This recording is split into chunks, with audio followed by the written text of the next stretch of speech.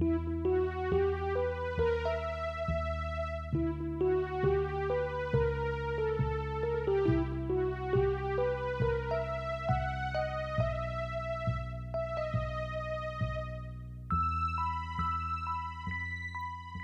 following is a fan-made chapter reading of the web serial Pale by J.C. McCrae. The original text can be found at palewebserial.wordpress.com. If you'd like to donate to the author, please go to patreon.com/wildbow.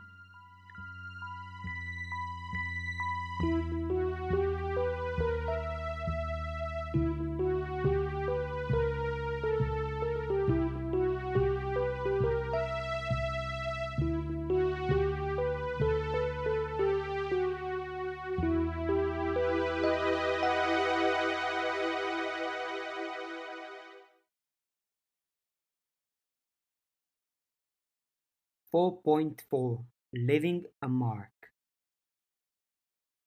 It was weird, being home and exercising and not having Carrie climbing all over her or Sheridan butting into her space. She stretched.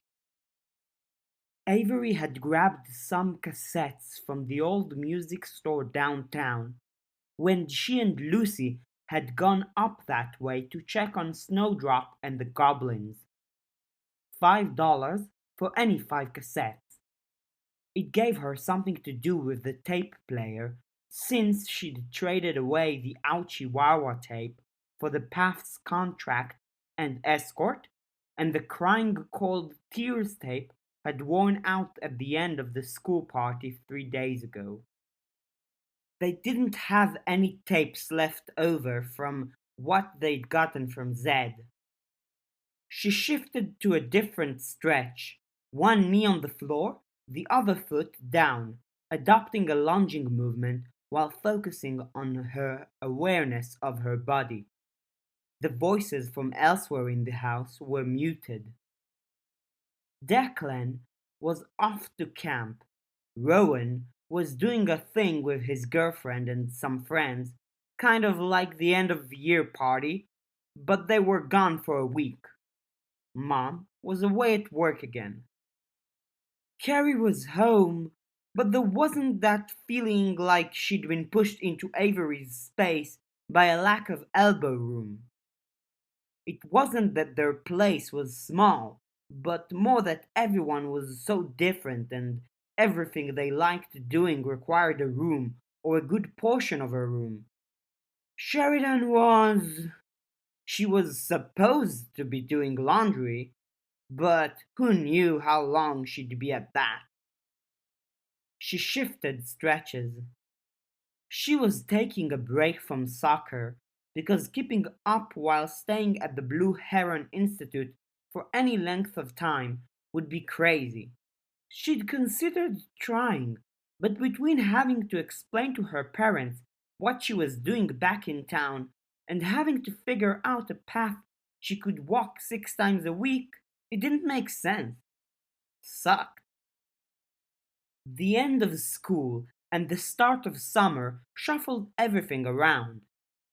Last year, she'd gone on this trip to the States with a bunch of the homeschool kids.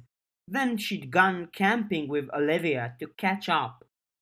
The days had felt 3 times as long, and they'd spent the nights talking in hushed whispers until Olivia's parents had told them to shut up. There had probably been nights they'd only slept 3 hours because they were talking so much, and they'd barely noticed it the following days, powering through with junk food from the big red tin. She hadn't been around to notice the house emptying as her siblings got busy elsewhere. She wanted to stay in shape, and stretching alone wouldn't do it. Maybe she'd take up running. The school didn't have practical lessons that involved running from a horde of goblins, child-snatching fairy, or whatever. She wasn't ruling anything out. She shifted her footing, so the foot on the leg she was kneeling with had the toes bracing against the floor. She rose into a standing position as smoothly as possible. She stood, back arched, arms overhead, with palms pressed together. The stairs creaked. Couldn't be Mom, couldn't be Grumble, Dad or Sheridan. Either one would be barging in soon. She broke from her position to go to the dresser, where toys lay on the corner closest to the bunk bed she shared with Carrie, and a bunch of clothes and minor jewelry stuff cluttered the other half.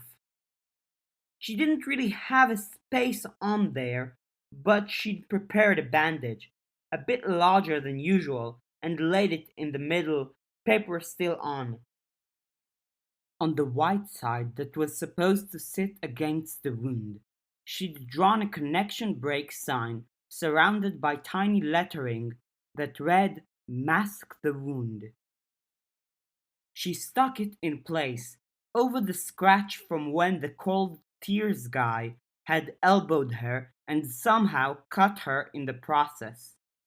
She had a bit of glamour from her makeup kit and used her thumb to smudge it at a bit of sweat she was wiping away at the side of her neck. Her eyes opened wide, her sight sweeping out, and filled the room with mist and handprints, predominantly hers, Sheridan's, and Carrie's, in their respective sizes. She could see herself in the mirror, and in the midst of the haze, she could see the shadow of the deer's head shape, and the immature antlers with two ribbons tied to the one. In the midst of the haze, around and in front of her own face. Her eyes were misty, but the pupils and the dark ring around the irises remained crisp, and the area around her eyes was white, like it was on her mask. The glamour on the side of her neck was a slash of thumbprint in gold leaf. It faded into skin, a golden checkmark to reward herself for exercising and focusing on herself. Guillerme had told Avery that she needed to identify the person she wanted to become, develop a clear mental picture, and then close the gap between herself and that person. To identify the wins and see the mistakes as opportunities to grow. It was stupid on a level, but it kind of worked. Sheridan let herself into their room. "Done with the laundry?" Avery asked. She put another bandage over her wrist. Same idea. Meh. Sheridan's bed creaked as she collapsed back onto it. She held a tablet and within seconds had the opening of some television show playing, with violin to start. Lying back, reaching overhead, Sheridan pulled the curtain partially closed, making the room mostly dark. She lay there, big enough around the middle that her belly could hold her tablet up at a viewing angle, zombie mode on a Sunday morning.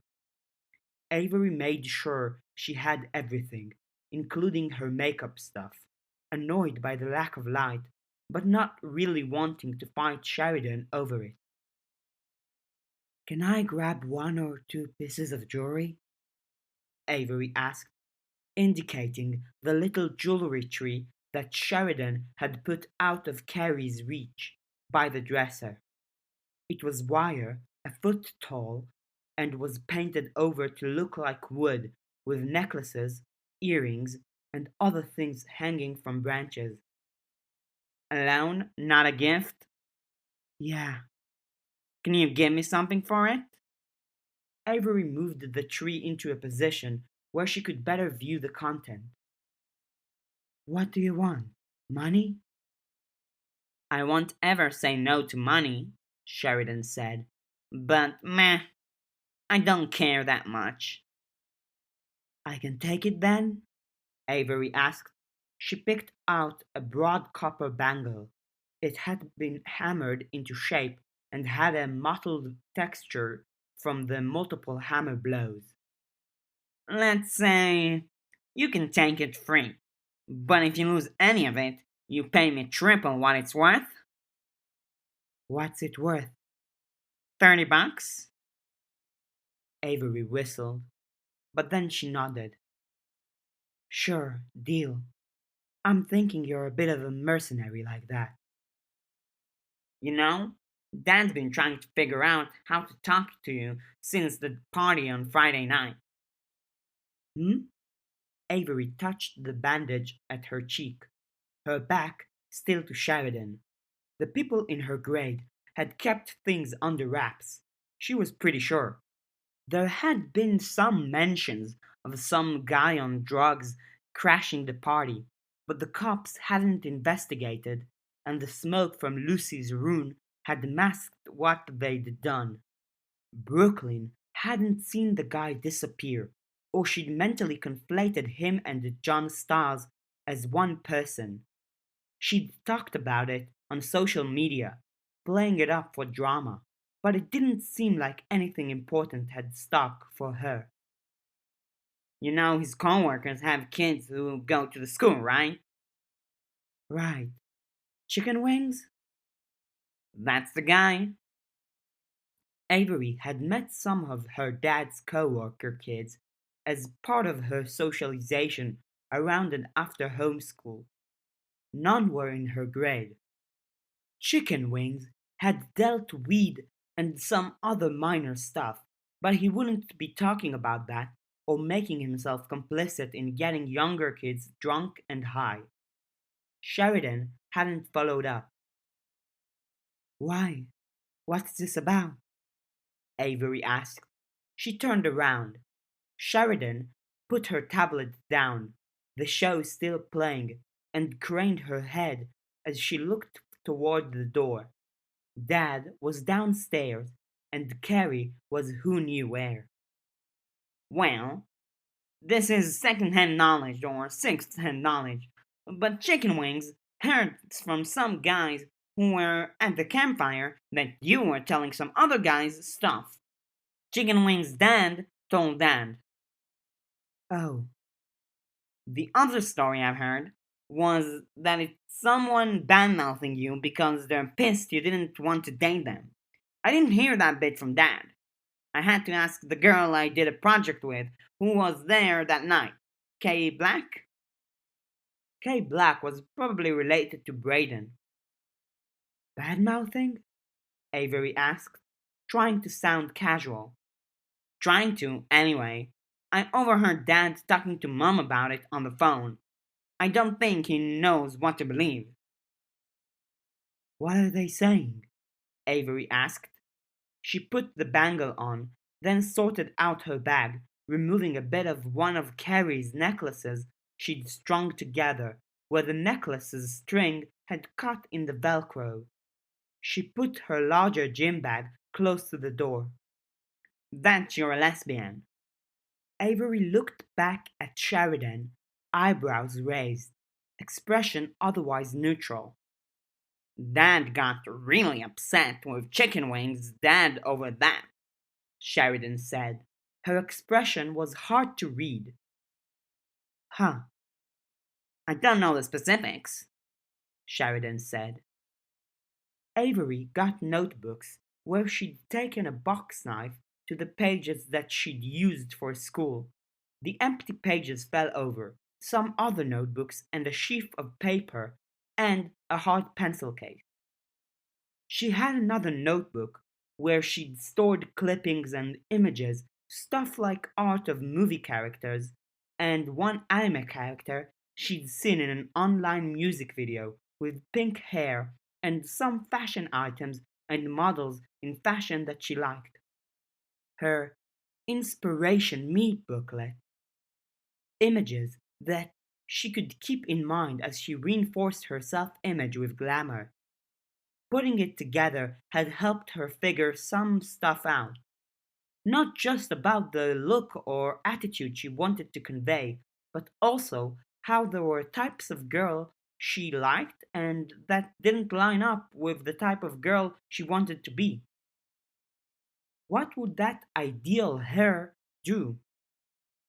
Why was Dad upset? He'd seemed mostly cool about stuff. Sometimes people felt differently when it was their kid, right? Is it a problem? Avery asked, looking Sheridan square on. Sheridan let the tablet flop down to rest against her chest. Her expression was dispassionate, half-lidded. I can't read Dad's mind. I can deal with that later. I mean, is it a problem with you that I'm into girls? There was pounding footsteps, small and fast. Carrie burst through the door. Dad's wondering when you want to go, Carrie said, not even missing a step as she made a beeline straight for the jewelry tree that Avery had moved. Avery put the thing back out of Carrie's reach. Just about ready, I think, Carrie said. She put her inspiration book in her bag. Now, Sheridan said. Avery turned. Now what? Carrie asked, craning her head to see the jewelry. Sheridan ignored her. You know, I always thought it'd be Declan. Isn't it a younger sibling thing? Hormones in the womb or whatever? Getting mixed up as you have more kids? What are you talking about? Carrie asked. I really don't know, Sheridan, Avery said. The no had been an answer to her earlier question. What are you talking about? What are you talking about? Carrie piped up.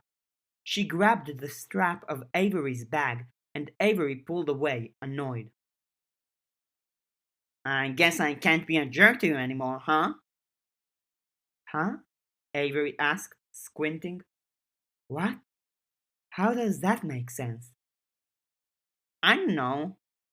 And I feel like an ass knowing you're dealing with crap. Ass? Carrie echoed. You have a big ass, Sheridan. Kinley said so. And you have a soaked head and a mouth filled with soap, Sheridan said. What? Sheridan asked. No, I don't. Sheridan put the tablet to one side of her bed with enough force it clipped the wall, then lunged to a standing position. Carrie froze for a second, then bolted, just barely avoiding Sheridan's hand.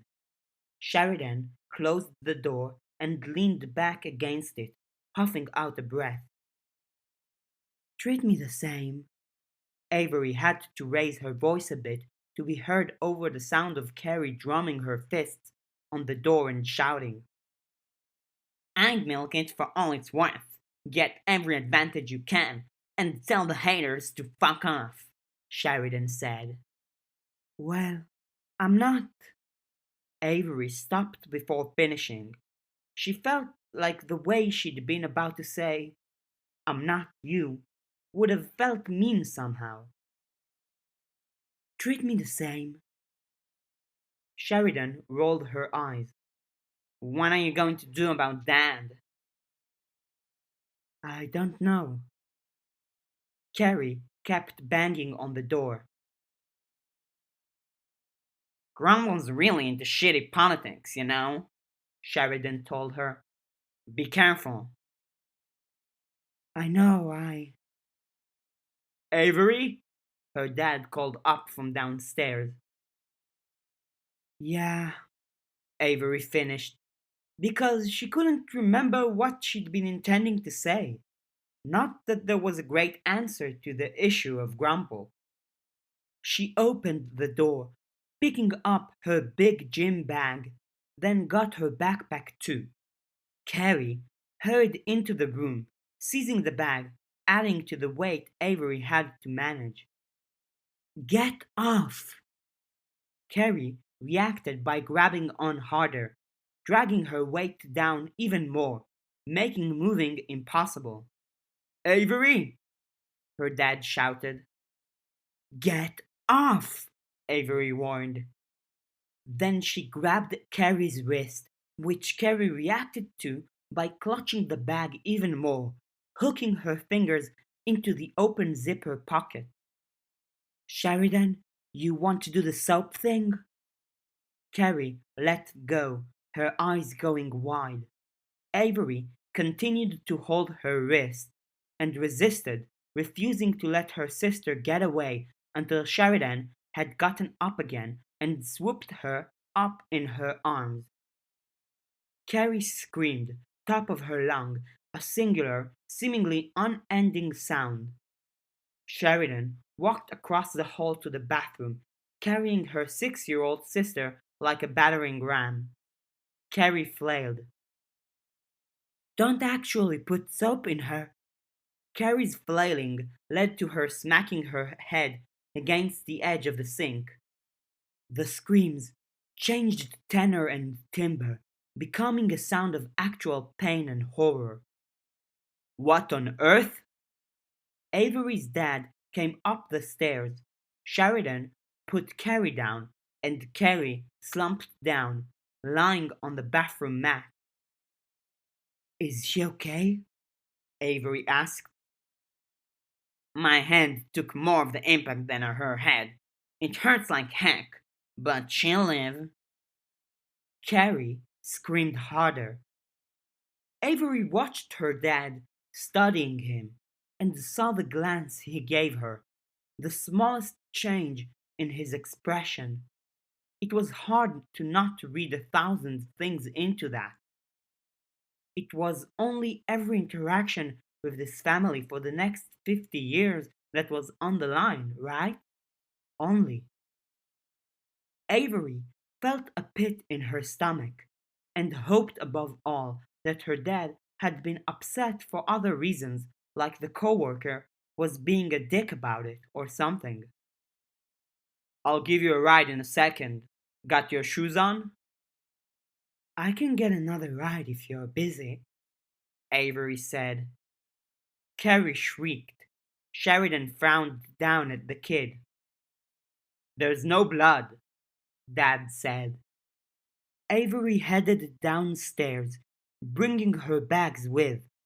Carrie was obliviously playing it up now, being upset for the sake of being upset. Now she had to figure out how to get out of here without her dad asking questions. She set her bags down, checked her phone, and then looked into the living room where Grumble sat watching television. Normally, he'd watch the morning news, watch again at noon over lunch, and then watch the 6 o'clock news just before dinner. Sometimes he sat outside with the radio going. Avery had never paid much attention to politics. She didn't get it most of the time, but she was starting to. She approached her grandfather and sat down on the couch across the room from him. He sat in his armchair, frowning at the screen. Don't you get bored of watching that? She asked. Grumble said something unintelligible. It's always unpleasant and awful. Gotta know what's going on in the world today, he mumbled. People shouting at each other, being hateful and intolerant, lying constantly, companies being awful. Summer, right, Grumble said. I'm heading off to a summer thing, going to be gone most of the summer. She dropped her running shoes and began lacing up. He muted the TV and pawed at the lever with a stiff hand twice before it went down, letting him swivel the chair. Most of the time, he kept it locked so Carrie wouldn't push him around. He turned to face her. Stay safe, stay healthy, be patient with that, Avery told him, indicating upstairs. Sheridan snapped at a screaming Carrie. The floor creaked as her dad or Sheridan walked. Worse when I was her age, Grumble said. Worse? 6 of us. 5 boys, he told her. He looked around. House as big as this room. I'm not sure I believe that, Avery said, smiling. True. My brother hung me up by my overalls on the hook at the back of the door. You've got it made, hmm? Does this remind you of your childhood? He moved his arm, struggling to coordinate, and then moved his fingers. Index finger and thumb held a short distance from one another. A little. You'll be missed, my girl, he said. I'll miss you too, Grumble. Saying that felt weird when she sat so far away from him. How long had she been doing that? He beckoned her closer with a movement of the hand. She got up, crossed the distance, and hugged him. His body was condensed, hard, and stiff. She hated that she thought of the wolf as he patted her back with a hand. She ended the hug, then went back to tend to her stuff, making triply sure she was ready. He swiveled back to face the TV. The man on the television was talking about how Canada depended on oil economy wise, and the reporters were getting agitated, shouting him down, bringing up climate change. Let him talk, Grumble addressed the television. Grumble? What would you say if I asked you not to watch that stuff so much? Avery asked.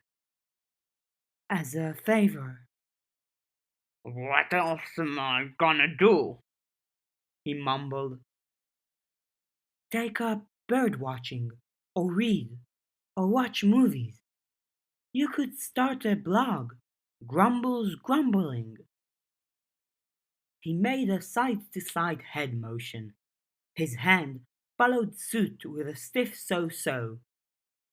This had kind of become a good share of what he did during his waking hours, since the stroke and since Grandma had passed. It sucked, and she'd talked to Lucy before about how it sucked. Lucy felt like the world was against her, and Avery felt like that wasn't exactly it. There were a whole lot of crummier people, but the worst she'd dealt with was people being dumb. As word got out about her coming out, she was betting she would run into bad people, lots of dumb people. But that didn't bother her. She had backup. She was pretty sure that if Lucy got a wish, she would have wanted to fix everything out there, or just to make it better. If Avery got a wish, she wanted her family to be okay with it. She wanted her Grumble and her mom and dad, and in an ideal world, she wanted her sibling to not be a pain in the ass. She got some business card sized bits of paper out of the front flap of her bag and drew a connection sign of two interlocking diamonds, leaving gaps here and there. Then she drew a Celtic family Trinity knot so it wove into it. She'd had to draw a bunch as part of her prep to go away for summer. Some of the extra blue heron materials were stashed in her room and her stuff marked with the symbol, with more intricate symbols that Matthew and Edith had helped with. It was subtle, and it would hopefully last the summer keeping her family from asking too many questions about where she was going. Matthew had lent some power, blackness like ink, and they'd used them for the big runes, like the one on poster sized paper under her mattress, which also protected some of the notes she wasn't bringing with. This one was smaller, and it didn't have the branching arms that warded off attention. She named her dad on the borders of the paper. She wanted attention. She drew two in thin pencil lines. She slipped one into the backspace of her grandfather's chair. She held onto the others. Avery, her dad said. Right while she held it, she would pull that attention. I'm ready, she said. Her dad came down the stairs. Sheridan and a teary-eyed Carrie followed him. Time to go? Her dad asked. You okay, Dad? Grumble mumbled a response. She badly wanted to ask her dad stuff, to not have this hanging over her head the entire time she was gone. She looked at Sheridan, then walked over and hugged her sister. Ew, get off me. I've already got one sticky-handed little sister grabbing me all the time. Nya, nya. Carrie made sounds while sticking her hands into Sheridan's hip and stomach. Call me if you find out more? Avery asked, glancing in the general direction of her dad, who couldn't see her face. Please? What's this? Her dad asked. Sister stuff, Sheridan told him. To Avery, she said, What'll you give me? Really? Yeah, Carrie said, jabbing Sheridan. So annoying. No, not really. Avery nodded. Then she gave Carrie a hug. While she hugged her little sister, she slipped the other connections paper into Carrie's back pocket. I can get another ride if it's easier, Avery told her dad. It's fine, I think. Dad, you'll be okay? And Sheridan, can you watch? Carrie ran back in the direction of the kitchen. Okay, Sheridan, her dad said, walking swiftly after. She's doing art stuff in the dining room, and there's glitter and glue, and we laid newspaper down. This sounds like a lot of work for that little nightmare, Sheridan said. Am I getting babysitting money? No, you're giving me 15 minutes of your time in exchange for... Carrie, please put the lid back on the glitter before you knock it over. It's really a lot easier. Avery raised her voice to address her dad. Less complicated. Me getting another ride. I wanted to drive you over and see you off. Dad, could you turn the television down? Same volume as always, Grumble complained, his voice gruff. You're missing so much being away, Sheridan said. I guess I should help Dad with those two. Avery, her dad called out. What? Avery asked, exasperated. Could you get that other ride? My hands are full. Absolutely, she said. The graphite would wear down. At best, if they found either paper, the runes would be worn out, the papers blank. Avery got her phone out and sent a text before picking up her bags. Hey, Cher? Avery asked. Sheridan was almost out of view, rounding the corner to go check on Grumble and Carrie. Huh? Thanks for being a reasonably cool sister. Don't put that on me. I don't want it. It comes with responsibilities and stuff. Right. And Ave? What? You take anything more than the wrist thingy? Just this. $90 if you lose it. Avery rolled her eyes, but it kind of meant a lot at the same time. She worked her way past the front door while hefting the bag, and then headed down the street. Matthew parked a little ways from her street. Verona and Lucy were situated in the back with Snowdrop. Matthew sat in the front, alone, some instrumental music sipping out past open windows. Avery ran over and vaulted over the side, with the assistance of a step on the bumper. We were just talking about opossum boys, Verona said. Opossum boys? If our girl's going to find an opossum lad out in the wild and think, oh man, that's a fine specimen. I'm all about that opossum boy, Snowdrop said. Opossum girls? Avery asked. Them too. Do you know what you look for when and if you ever want a mate? Verona asked. No, I've got no instincts. I'm morbidly curious now, Lucy said. I'll tell you what I'm probably not going to do. I'm not going to follow in my mom's footsteps and find the nearest available loudmouth boy that clicks his tongue all the freaking time. I'm not going to become a young mom and pair up with some dude for life, only to secretly have a bunch of kids by other men. I'm definitely not going to end up having kids twice a year, every year. Oh, wow.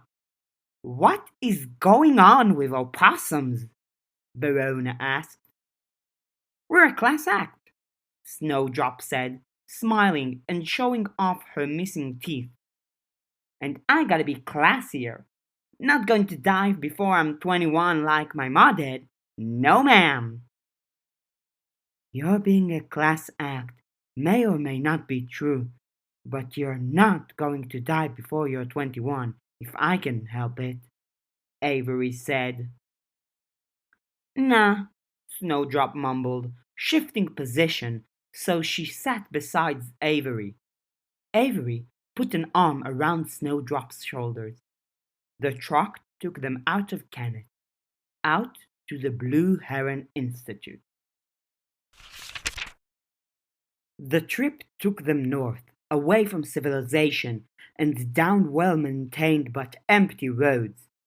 They knew they were close when they saw Zed's station wagon with the wood-paneled sides.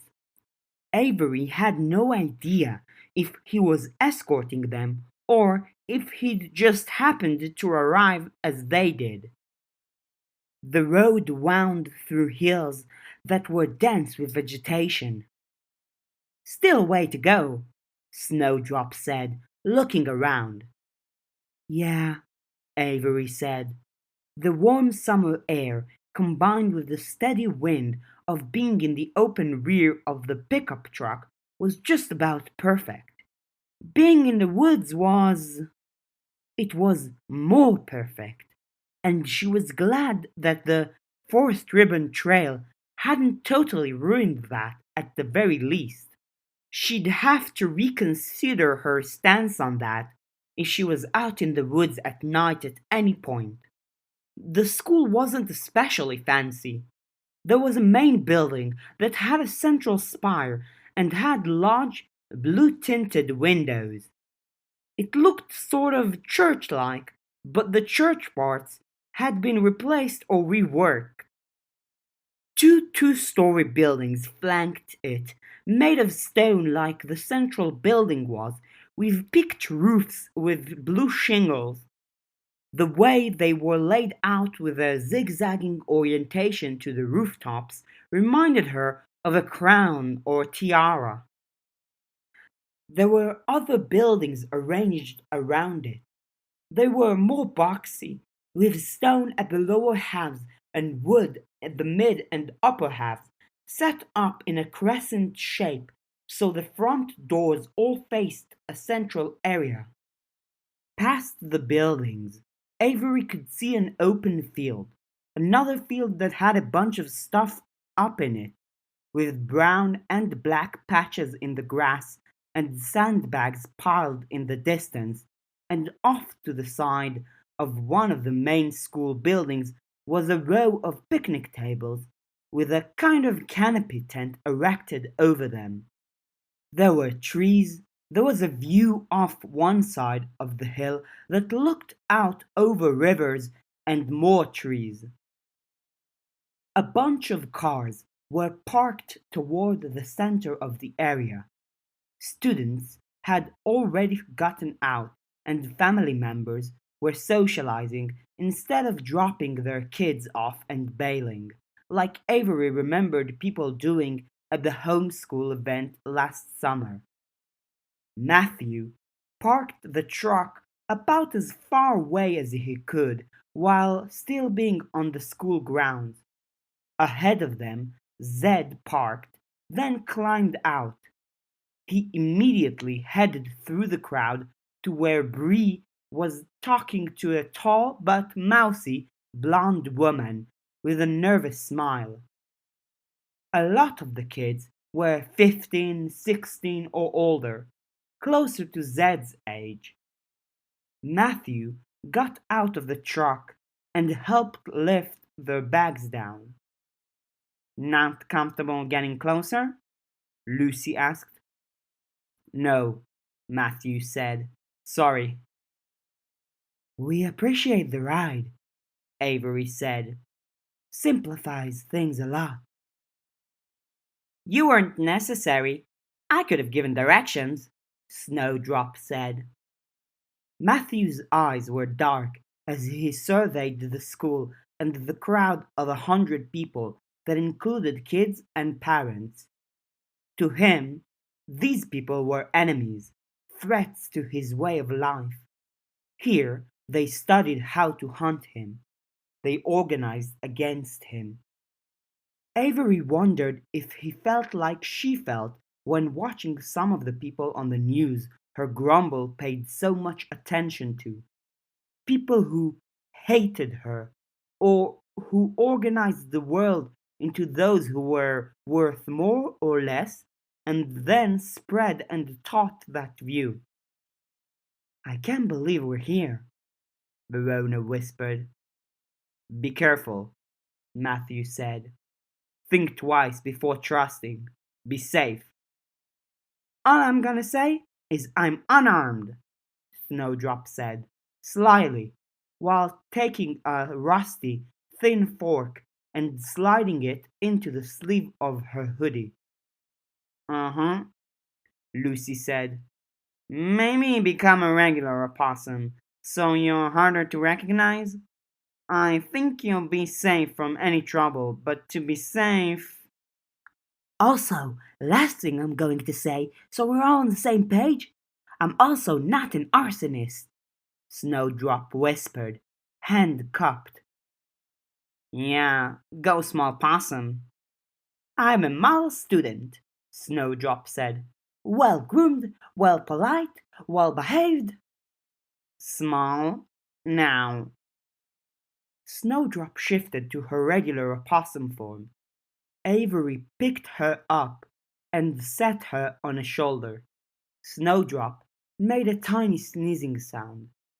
Seeing this, with the mix of people all of whom seemed more together than she was, breaking into this strange new environment, it was familiar. Another 2 cars pulled up. Matthew ducked back into his truck. Thanks again, Lucy told him. He glanced back at the larger group. We might be swinging by to talk or to handle stuff, Lucy said. Call before you do, he told her. So you can hold us at gunpoint until you arbitrarily decide if we're trustworthy? She asked. Because we're using protection to keep practitioners away. Spirits, goblins, some words, some elemental stuff, and glamour to twist things or subtly for anyone using the site to look out for other things. There are other countermeasures I can't and won't tell you. Nothing that you'd think was especially immoral. But if you were compelled to tell them everything. You think they would? Avery asked. I absolutely think they would, he said. The cars that had been coming up the road passed them by. Matthew started up his truck. Kids peered out the windows, staring at them and at Matthew.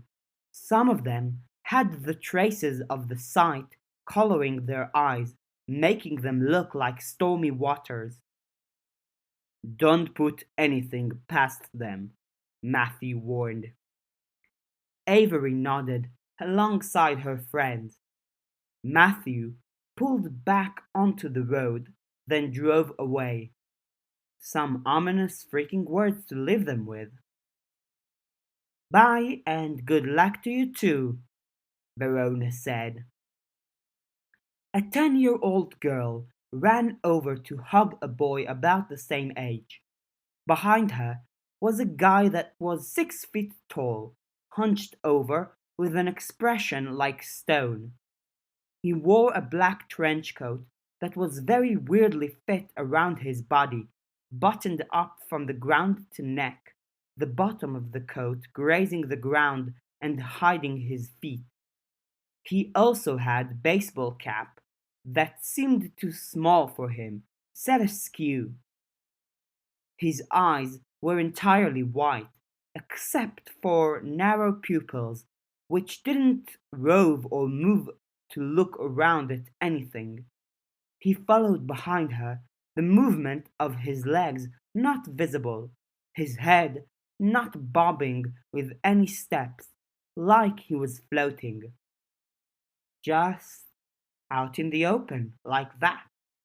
Some middle-aged dad had a huge ass sword strapped to his hip and upper body, and the blade looked longer than his leg, to the point it would be dragging in the dirt if it wasn't for the straps. His teenage son had a gun at each hip. Parents mingled. Kids found friends. Avery, Lucy, and Verona walked around the edge of the crowd, circling around to the front and looking at buildings and the bits of practice. Hey, Zed called out. He waved. Avery raised her hand in a wave. He brought Bree with him as he navigated the crowd to reach them. You made it! He greeted them with a smile. Yep. I thought that might be you three driving behind me. Couldn't get a good look. The inside of the cab was dark. Spooky stuff, huh? Zed's laugh was easy. He was wearing a sleeveless tee and jeans, a big belt buckle, and he had a wispy mustache. His hair was parted and slicked back, shiny like some oil had been used. Like they hadn't had a fight where they'd flung monsters at each other. Which was a thought that made Avery feel better, not worse. She wanted to live in a world where enemies could become friends. We meet again, Bree said. In better circumstances than the last few times, I hope. I hope so, Lucy said. Bree's arms were tattooed heavily. Avery recognized the marks that had been on her arms and on the others. 8 phases of the moon, with the full moon at the wrists. Fine chains spider-webbed out, connecting to the moons and to the other chains in a complex network that might have been hiding a diagram in it. A hint of tattoo at the collar of her simple white dress suggested the tattoos extended across her body. Crazy. Okay, so do you want a tour? Do you want to see anyone or anything specific? Do you want names? Zed asked. They'll take your photo shortly, and then they'll distribute files so people know who's who. You're three of the 7 freshmen. I was told it was 11, Bree said. 11 this year, but only 7 of the 11 are showing up this summer, Zed said. You three, then Georgia, Dom, and. He snapped his fingers a few times, trying to remember. Talia, Bree supplied, and me. Yes, thank you. And Bree, of course. Georgia's the third sibling to come. Her older brothers are already here. Zed pointed them out. The girl was 10, with hair about as straight and black as hair got, to the point it looked like it was wet with the way it lay against her scalp. She was pale, and her clothes slightly mismatched for age, size, and type. She was the one who had run over to greet the boy, with the large, gliding other following behind, always moving slowly and not catching up to her until she stood still for a little while, which was rare. To Avery's sight, there were black handprints all over her, with the finger of one handprint hooked into her eye and pulling her eyelid down. Black veins webbed out from the handprints. Colors. That's a color with an A, not an O. Slang for them is druid or droide, but I'm not sure how PC that is, Zed confided. Most druids tap into the big, old nature spirits. Her family taps into more urban things. The black gutter, the glass prison, the chemical lightning. Each kid picks one of these big, unrestrained lord spirits in the same general category and then sort of taps into it for big, unrestrained, nasty practice. Spirits of drugs? Avery asked. Yeah, Zed said. My gentle verdict? Avoid. Avoid Georgia and her brothers. Got it, Lucy said. Are the other newbies as young as her? Yeah, kinda. Dom and Talia are 10 and 11, I think. We're old for freshmen then. It's really not that structured, Zed reassured.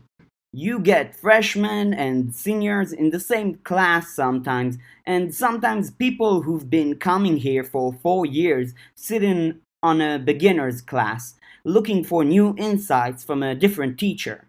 Try not to ask too many questions if you're in an advanced class, that's all. You've been coming here for a while? Avery asked. 3 years. Dom is from a family of historians. They study patterns in history to see if any accidental rituals emerge.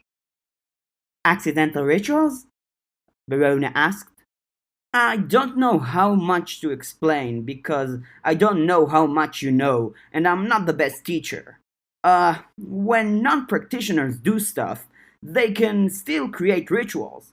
We call them accidental or emergent rituals. If you find a big enough or ancient enough one, you can tweak it or harness it.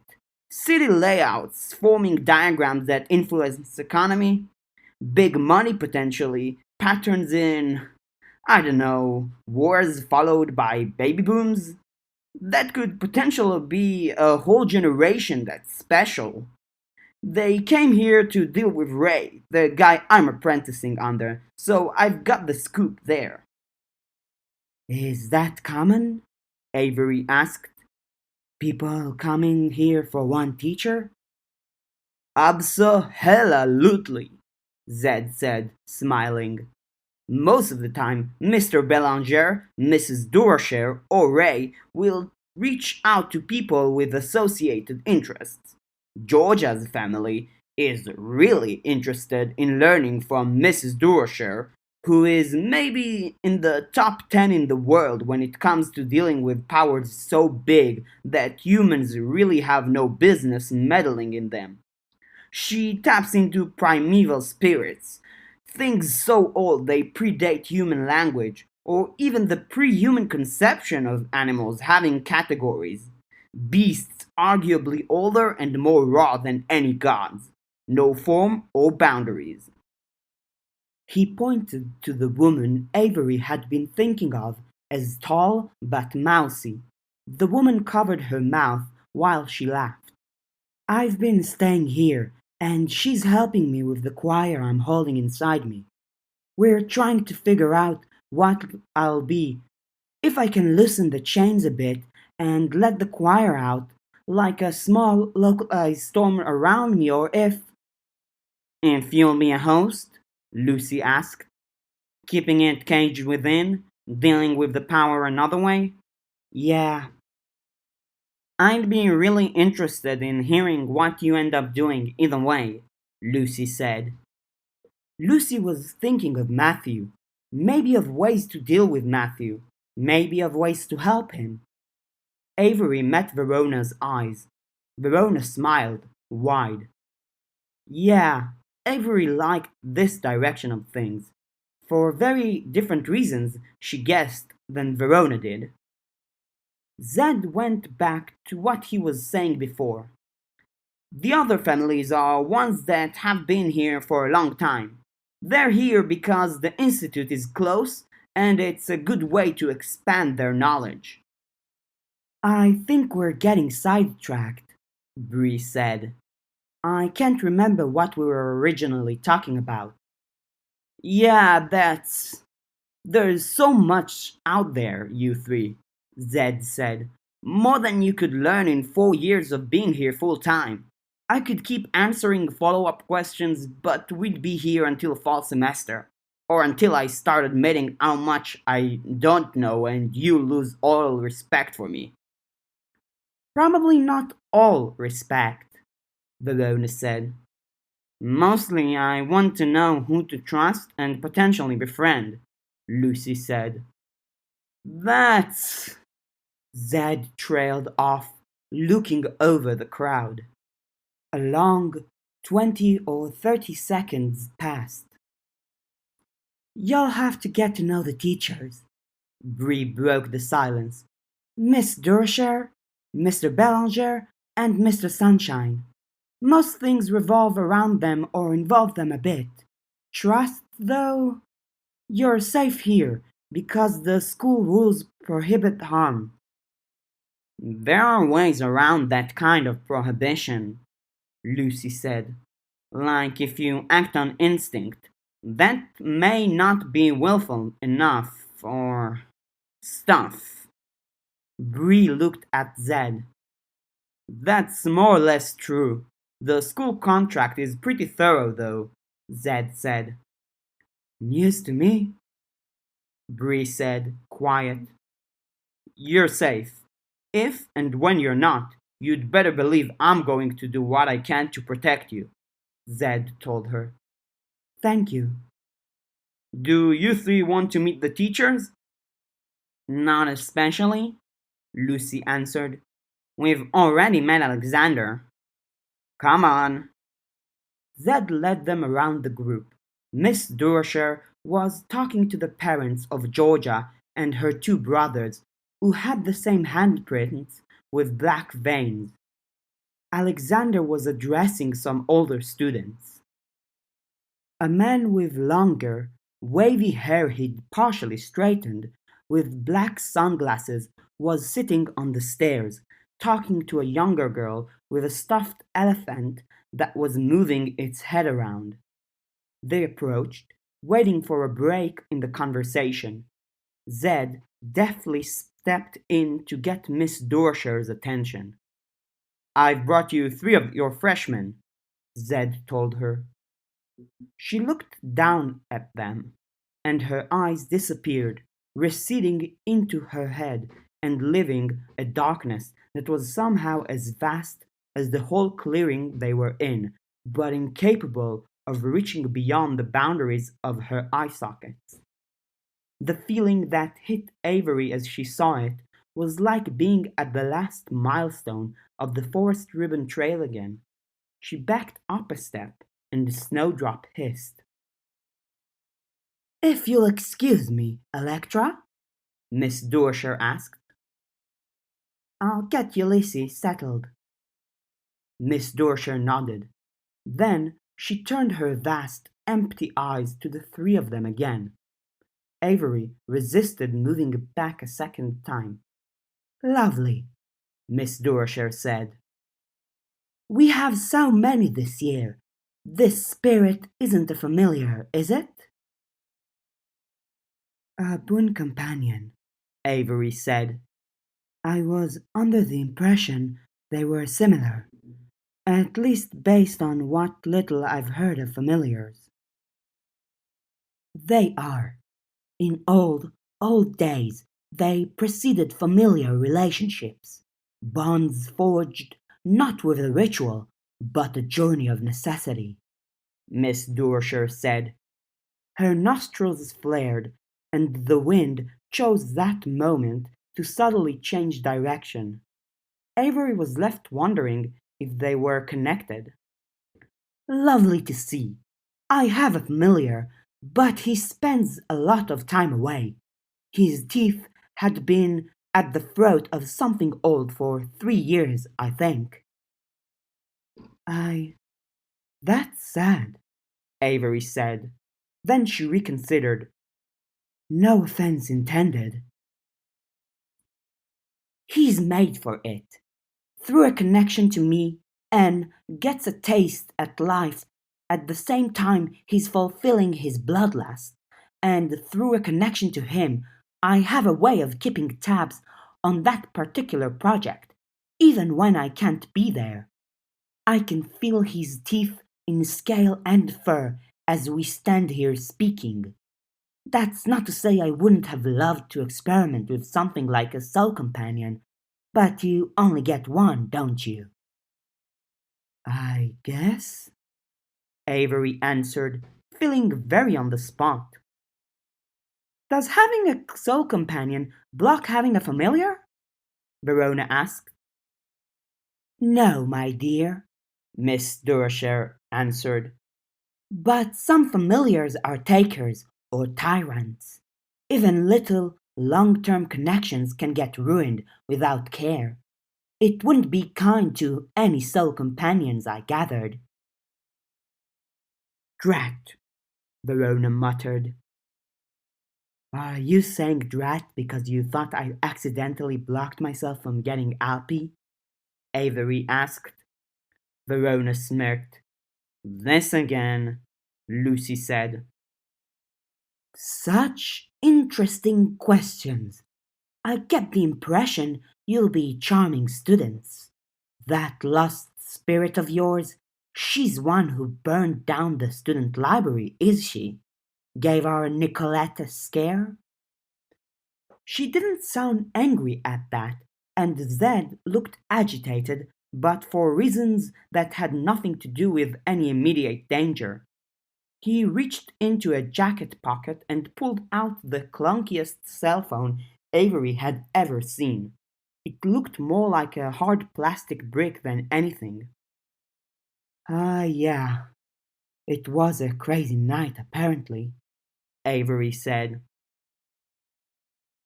Hopefully the scales are even after your negotiation with Nicolette.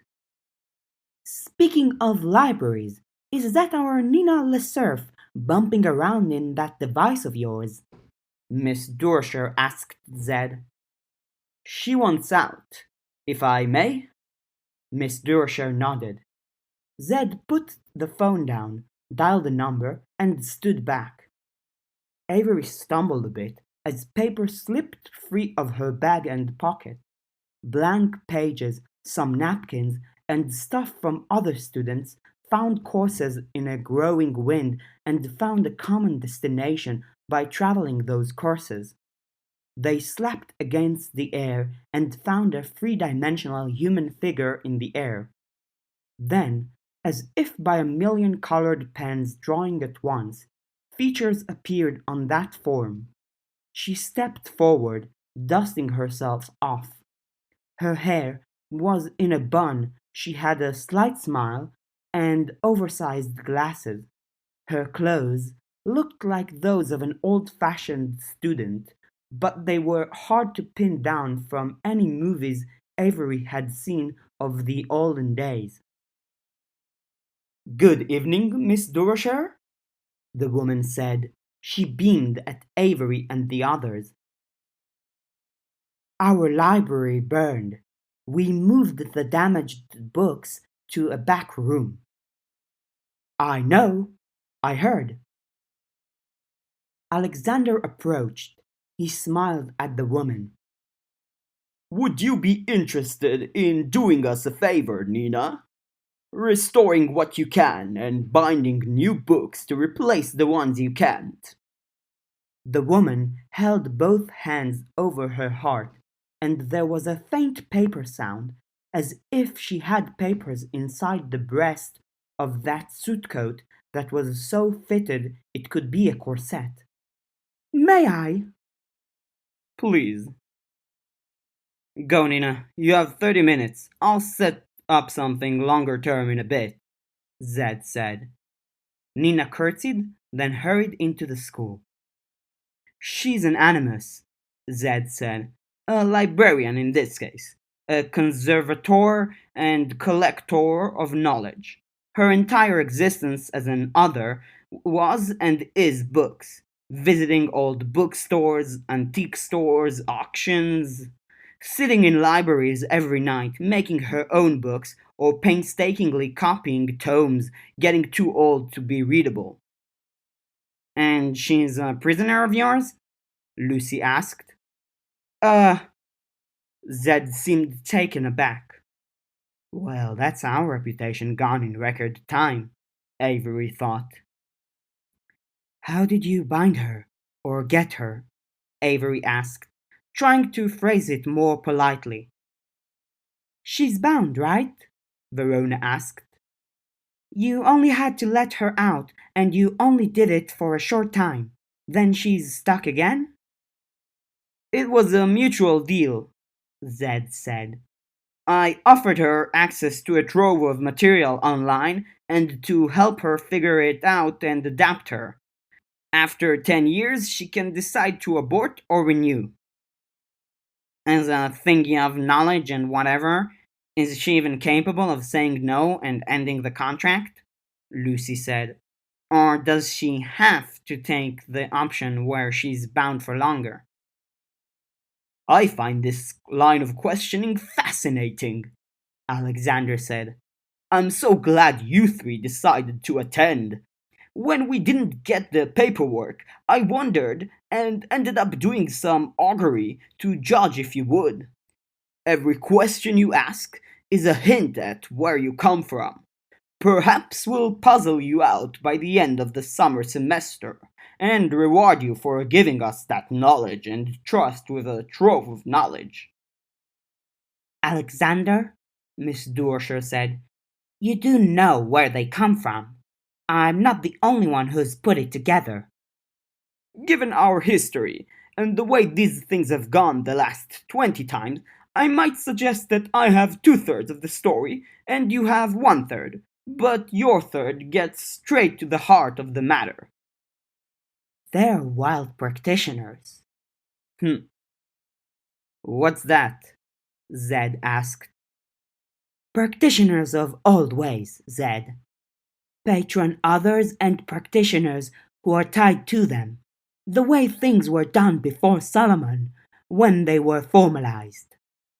Which leads to questions about who and what spearheaded the organization of this little triad of practitioners."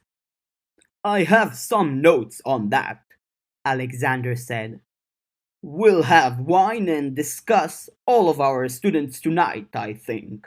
Ray?" "If we must," the man who had to be Raymond Sunshine said, sighing heavily. He was holding a laser between his hands for a kid to play with. The kid looked too young to be attending the school, closer to Carrie's age.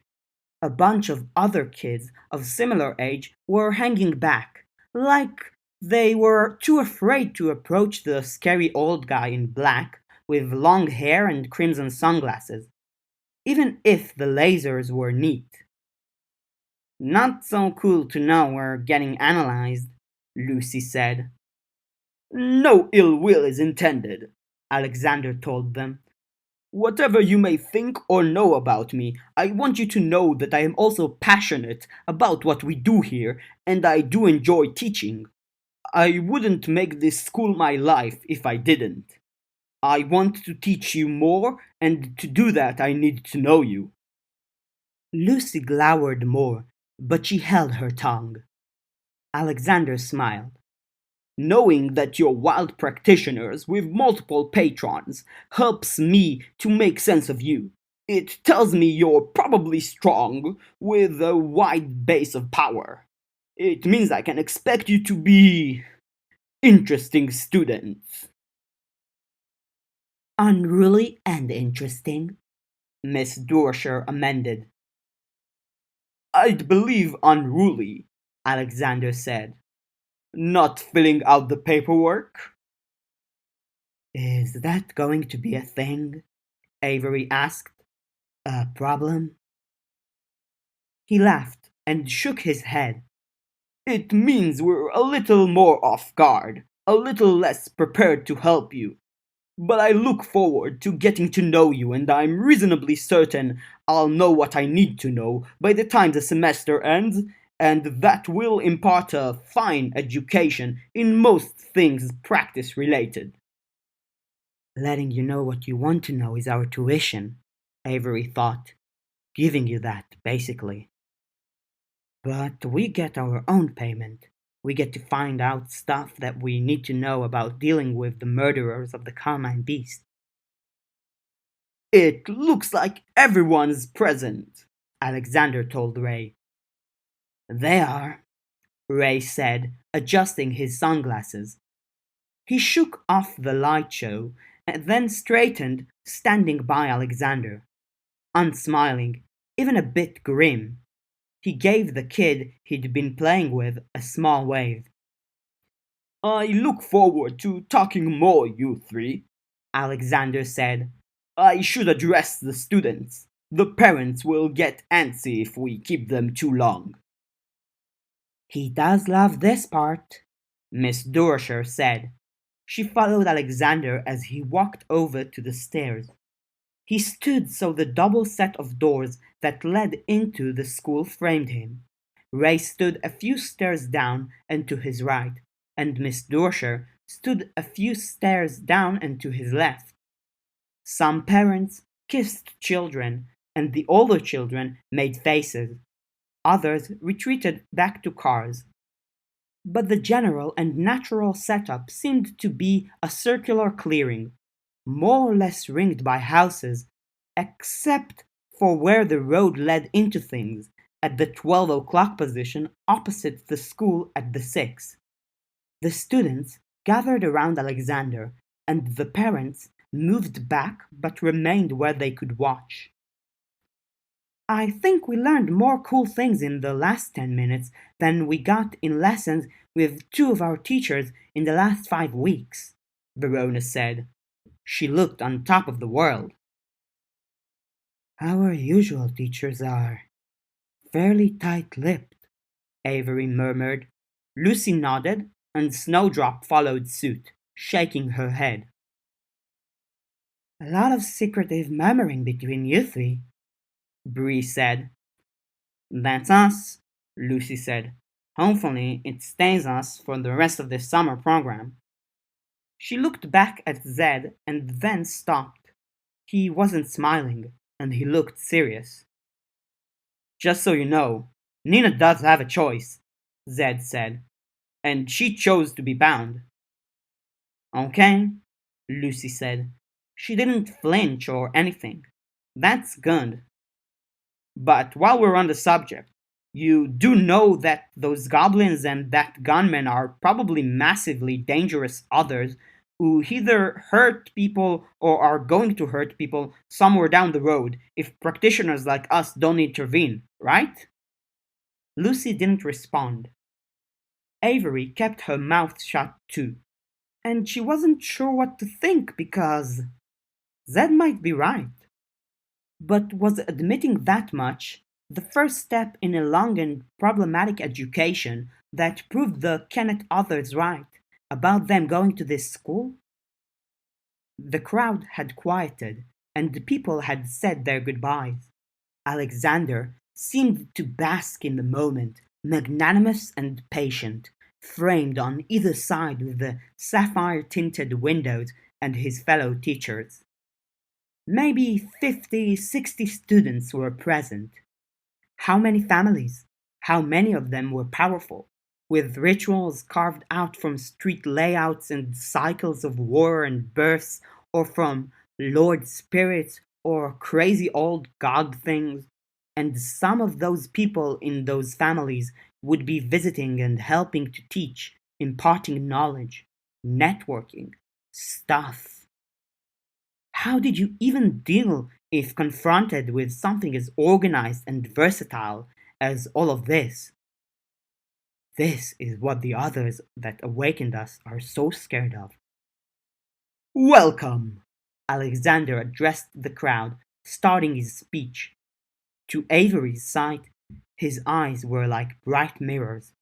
Welcome, new students and old. This has been a fan-made reading of the web serial Pale by J.C. McCrae. If you'd like to help the author, please go to patreon.com/wildbow. If you'd like to read their material in their original web form, please go to palewebserial.wordpress.com. If you'd like to help us, please feel free to either contact me, TheItayBM, or NumberWangMan on Reddit. Thank you, and I hope you've enjoyed.